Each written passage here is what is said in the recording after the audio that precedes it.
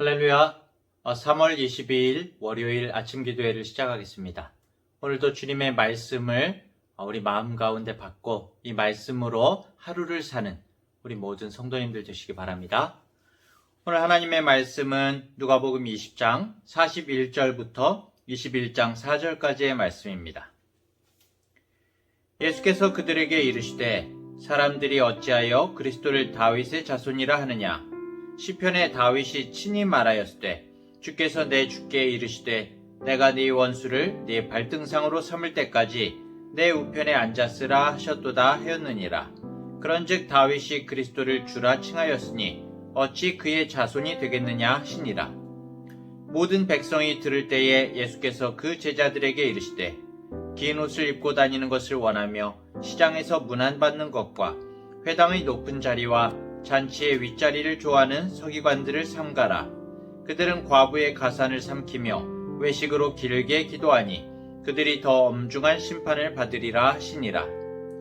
예수께서 눈을 들어 부자들이 헌금함에 헌금 넣는 것을 보시고 또 어떤 가난한 과부가 2렙돈 넣는 것을 보시고 이르시되 내가 참으로 너희에게 말하노니 이 가난한 과부가 다른 모든 사람보다 많이 넣었도다. 저들은 그 풍족한 중에서 헌금을 넣었거니와 이 과부는 그 가난한 중에서 자기가 가지고 있는 생활비 전부를 넣었느니라 하시니라. 아멘. 유대인들은 그리스도 메시아가 다윗의 자손으로 올 것을 믿고 기다렸습니다. 이사야서 11장 1절에 보면은 이새의 줄기에서 한 싹이 나며 그 뿌리에서 한 가지가 나서 결실할 것이요 라고 이렇게 증거하고 있기 때문인데요. 우리 예수님께서는 육신적으로는 다윗의 자손으로 태어나셨죠. 누가복음에서는 1장 69절에 우리를 위하여 구원의 뿔을 그 종 다윗의 집에 일으키셨으니 라고 예수님께서 메시아이심을 증거하고 있습니다. 그리스도가 다윗의 자손으로 오실 것이라는 생각 때문에 성경에서 예수님을 메시아로 지칭하는, 메시아로 부르는 많은 사람들이 예수님을 뭐라고 부르죠? 처음에 다윗의 자손 예수여, 그렇게 부르지 않습니까? 다윗의 자손이 바로 그리스도, 메시아를 말하는 것입니다. 자, 그런데 이스라엘 사람들은 메시아가 이 다윗의 자손으로 올 것이라는 것은 알고 있었지만은 메시아를 다윗 이상의 어떤 존재로는 생각하지 못했었습니다. 사람들은 또 이 다윗의 자손이라는 예언을 어떤 군사적이고 정치적인 의미로 해석하기도 했습니다. 당시 이스라엘이 로마의 지배를 받고 있었기 때문에 사람들은 이 상황을 벗어나게 해줄 어떤 그 다윗과 같은 그리스도, 다윗과 솔로몬 시대에 누렸던 그 이스라엘의 영광을 회복하게 해줄 그런 인물을 기다렸던 거죠. 그런데 유대 종교 지도자들의 그 잘못된 시각으로 보기에는 예수님은 어떻습니까? 나사렛 출신의 초라한 목수의 아들일 뿐이기 때문에 자신들의 생각을 충족시켜줄 그 어떤 영광의 화려한 메시아, 능력의 메시아로서는 예수님을 인정할 수가 없었던 것입니다. 예수님께서는 그리스도에 대한 그들의 잘못된 생각을 바로잡아 주시려고 시편 말씀을 오늘 인용하시는데요. 42편부터 44절에 42절부터 44절에 보면은 이렇게 나와 있습니다. 시편에 다윗이 친히 말하였으되 주께서 내 주께 이르시되 내가 네 원수를 네 발등상으로 삼을 때까지 내 우편에 앉았으라 하셨도다 하였느니라. 그런즉 다윗이 그리스도를 주라 칭하였으니 어찌 그의 자손이 되겠느냐 하시니라. 이 구절이 시편 110편에 나오는데요. 분명히 다윗이 주께서 내 주께 이르시되 이렇게 주라는 표현을 2번 사용합니다. 다윗이 그 오실 그리스도를 자신의 주로 지칭하면서 분명하게 자신보다 더 크신 분임을, 크신 존재임을 나타내고 있는 것이죠. 예수님은 육신으로는 다윗의 혈통에서 오셨지만은 영으로는 하나님의 아들이시고 또 우리를 구원하실 그리스도이시면서 단순히 어떤 정치적인 해방자나 어떤 지상의 인간의 권세를 뛰어넘는 그런 분이신 것입니다. 자, 이렇게 예수님이 종교 지도자들과 모여있는 사람들이 가지고 있는 이 그리스도에 대한 잘못된 이해를 바로잡고자 이렇게 하셨는데요. 그런데 사실 이것은 우리도 돌아봐야 할 말씀입니다. 우리 성도님들은 예수님을 어떤 분으로 인식하고 계십니까? 우리의 신앙 고백은 무엇입니까? 우리야 당연히 하나님의 아들이신 예수님을 그리스도, 만군의 주님으로 고백하고 있겠죠. 모두 다 그렇게 고백하시죠? 하지만 혹시 성경의 지도자들, 그 종교 지도자들처럼 내가 믿고 싶고 내가 그렇게 여기고 싶은 나의 생각이 만들어낸 어떤 허상의 예수님을 우리가 혹시 믿고 있지는 않은지 돌아봐야 할 것입니다. 오히려 예수님을 믿고 있다고 생각하는 나 자신을 믿고 있지는 않은지, 나에게 기쁨을 주고 나의 삶을 풍요롭게 채워주는 그리스도만으로 주님을 제한하고 있지는 않은지 우리들은 깊이 한번 생각해 봐야 할 것입니다.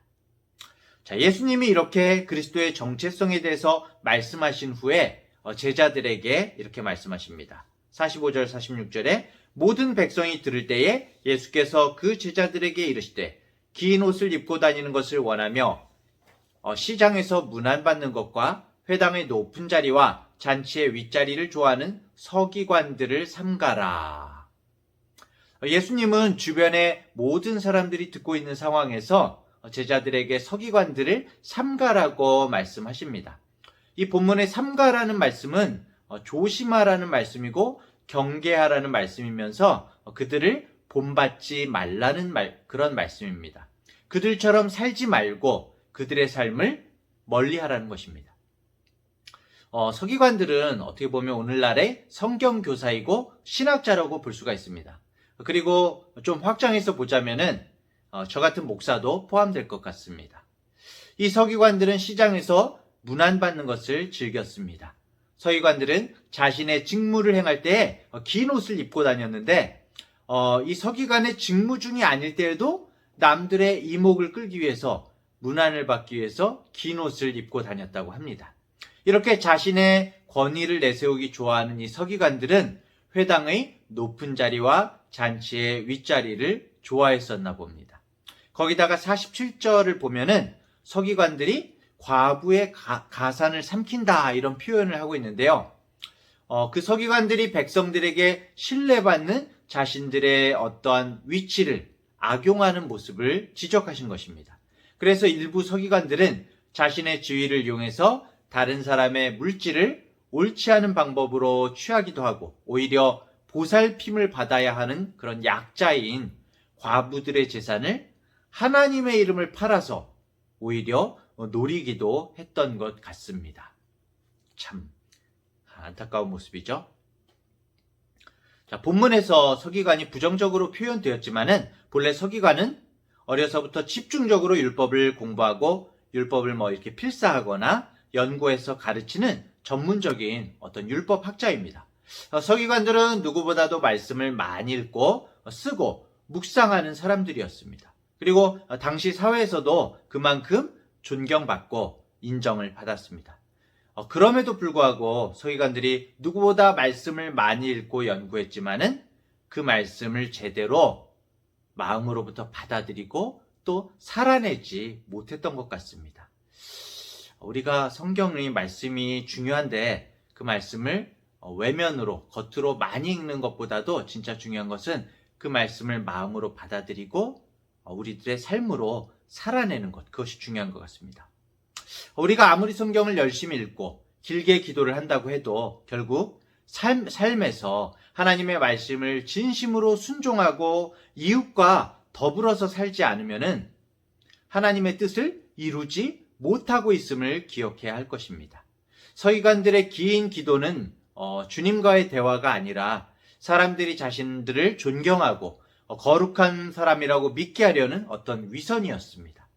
이런 서기관들은 하나님 앞에서 더 엄중한 심판을 받을 것이라고 예수님은 말씀하십니다. 서기관들은 사람들뿐만 아니라 하나님과의 관계 앞에서도 그 말씀을 연구하고 긴 기도를 했지만 그것은 결국 사람들에게 보여주기 위함이었고 하나님을 자신의 힘으로 삼는 그런 삶을 살아가지를 못했습니다. 사랑하는 성도 여러분, 말씀을 많이 읽고 예배를 많이 드리고 길게 기도를 하는 삶이 반드시 하나님이 원하시는 삶은 아닌 것입니다. 하나님께서는 우리가 말씀을 묵상하며 살아가는 것도 원하시지만 더욱 중요한 것은 우리의 일상의 삶에서 정말 이 홀로 그냥 혼자서 말씀을 묵상하고 읽고 끝나는 것이 아니라 하나님과 그리고 나의 이웃들과 이 더불어 사는 삶 속에서 신실하게 그 말씀을 살아내기를 원하시는 거죠. 우리가 자신만을 생각하는 그 삶을 넘어서서 우리의 일상생활이 하나님과 더불어 살아가고 이웃들과도 더불어 살아갈 때에 하나님이 기뻐 받으시는 그런 삶이 될 줄로 믿습니다. 자, 이렇게 예수님께서 서기관들을 삼가라고 말씀하실 때 마침 성전에 계셨던 거죠. 그래서 자연스럽게 헌금함에 헌금 넣는 사람들을 보게 되셨습니다. 이 성전 내에서 헌금함은 여인의 뜰이라는 그 마당에 있었는데요. 당시에 이 헌금함이 총 13개가 있었다고 합니다. 9개는 성전세와 희생제물을 바치는 헌금함이었고 또 4개는 성전의 보수와 장식을 위한 헌금함이었다고 합니다. 예수님께서는 여러 사람의 헌금하는 모습을 보셨습니다. 그들 중에는 부자들과 또 가난한 한 과부가 있었습니다. 오늘 이 말씀에 나오죠. 당시 헌금하는 사람들은 그 헌금을 관리하는 제사장에게 자신의 헌금의 종류와 액수를 알려주면서 헌금을 했다고 합니다. 그런데 예수님께서는 어떻게 그 헌금하는 여인이 과부인 것을 아시고 또 그 금액이 2렙돈이라는 것을 아셨을까요? 어떻게 아셨을까요? 예수님이시니까요. 예, 예수님은 헌금함을 관리하는 제사장과는 달리 신적인 능력으로 하나님이시니까요. 어떠한 사람들이 어떻게 헌금하는지를 모두 아신 것이죠. 전 사실 이 모습이, 이 사실이 너무나 감격적이고 감사하더라고요. 주님이 이 과부를 아신 것처럼 우리들도 아시는 거거든요. 우리가 어떠한 마음으로, 어떠한 사연으로 헌금을 할 때도 어떻게 헌금하는지를 다 알고 계신 거죠. 만물의 주인이신 하나님이신 분께서 그 2렙돈 과부에 대해서 알고 계시고 그리고 정말 작디 작은 나에 대해서, 우리에 대해서 다 알고 계신 것입니다. 예수님께서는 부자들과 이 한 가난한 과부의 헌금하는 것을 보시고 이렇게 말씀하셨습니다. 3절에 보면 이르시되 내가 참으로 너희에게 말하노니 이 가난한 과부가 다른 모든 사람보다 많이 넣었도다. 저들은 그 풍족한 중에서 헌금을 넣었거니와 이 과부는 그 가난한 중에서 자기가 가지고 있는 생활비 전부를 넣었느니라. 2렙돈. 이 렙돈이라고 하는 동전은 구리로 만들어졌는데요. 지금 가치로 정확하게 환산할 수는 없지만 2렙돈은 1,000원이 채 안 되는 그런 돈이었습니다. 그런데 예수님께서는 가난한 과부가 다른 모든 사람보다 많이 넣었다고 말해 주셨습니다. 그 이유는 가난한 중에 자기가 가지고 있는 생활비 전부를 넣었기 때문이죠. 부자들은 풍족한 중에 일부를 넣었습니다. 말 그대로 많은 소유 중에 일부일 뿐입니다. 부자가 그 돈을 헌금으로 넣든 다른 용도로 쓰든 간에 그 부자에게는 그 돈이 없어도 살아가는데 지장이 없는 아주 작은 자신의 어떤 생활비의 일부였던 것이죠. 하지만 가난한 과부의 이 동전 2개는 헌금으로 드리기에 적은 금액일지라도 이 과부에게는 자신의 생활비 전부였기에 그 가치는 다른 모든 사람의 헌금과 비교할 수 없을 정도로 컸습니다. 그 볼품없는 2렙돈의 가난한 과부가 자신이 가지고 있는 생활비 전부를 넣었음을 전능하신 하나님께서 기억해 주신 것이죠. 그 입으로 말씀해 주셨습니다. 예수님은 우리를 알고 계십니다. 수많은 사람 중에 하나인 먼지 같은 나를 그 신성 안에 품으시고 기억해 주십니다. 나라는 보잘것없는 존재가 하나님의 구속사의 일부가 됩니다.